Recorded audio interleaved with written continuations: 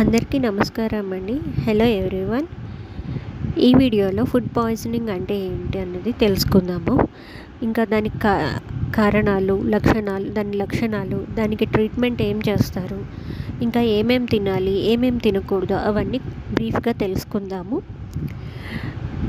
First వచ్చి food poison ఎక్కువగా చిన్నపిల్లల్లో, ప్రెగ్నెంట్ ఉమెన్లో, వయసు పైబడిన అంటే ఓల్డ్ ఏజ్ వాళ్ళల్లో, ఇంకా లో ఇమ్యూనిటీ ఉన్న వాళ్ళల్లో చూస్తూ ఉంటాము. ఎక్కువగా వచ్చే ఛాన్సెస్ ఉన్నది.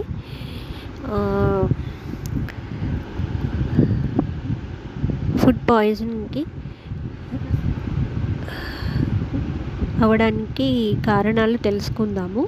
ఫుడ్ పాయిజనింగ్ అవడానికి చాలా కారణాలు ఉన్నాయండి. మెయిన్గా కంటామినేటెడ్ ఫుడ్ అంటే ఫుడ్ కలుషితం అవ్వడం, ఫుడ్ ఎక్స్పైరీ అవ్వడం, ఎక్స్పైరీ అయిన ఫుడ్ని తినడం, చేతులు శుభ్రంగా వాష్ చేసుకోకపోవడం వల్ల అవుతుంది.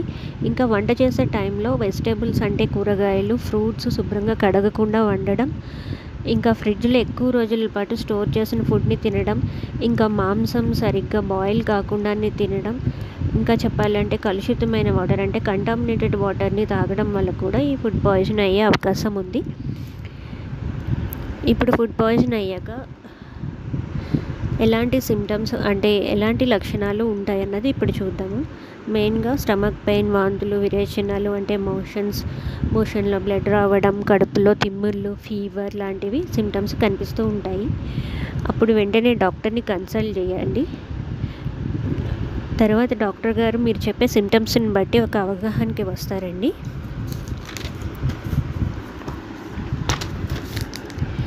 ఆ తర్వాత కన్ఫర్మేషన్ కోసం కొన్ని టెస్ట్లు అడ్వైస్ చేస్తారు.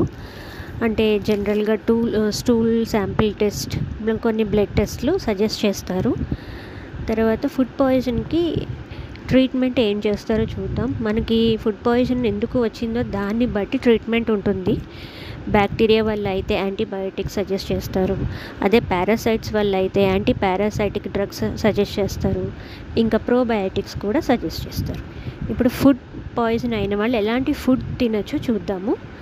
మెయిన్గా వైట్ రైస్, రసం, కిచిడి, బ్రెడ్ లాంటివి తినచ్చు. ఫ్రూట్స్లో అయితే బనానా అంటే అరటిపండు, వాటర్ మిలన్ అంటే పుచ్చకాయ తినచ్చు. వాటర్ ఎక్కువగా తాగాలండి.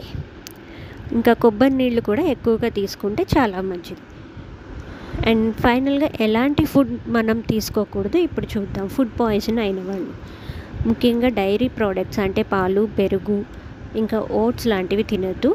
ముఖ్యంగా స్పైసీ ఫుడ్, మసాలాలు అండ్ సోడా కూడా తీసుకోకూడదు. ఈ ఫుడ్ పాయిజనింగ్, ఈ స్పైసీ మసాలాలు అనేవి ఫుడ్ పాయిజనింగ్ లోపల కడుపులోని మంట వచ్చేలా చేస్తాయి. సో ఇదండి.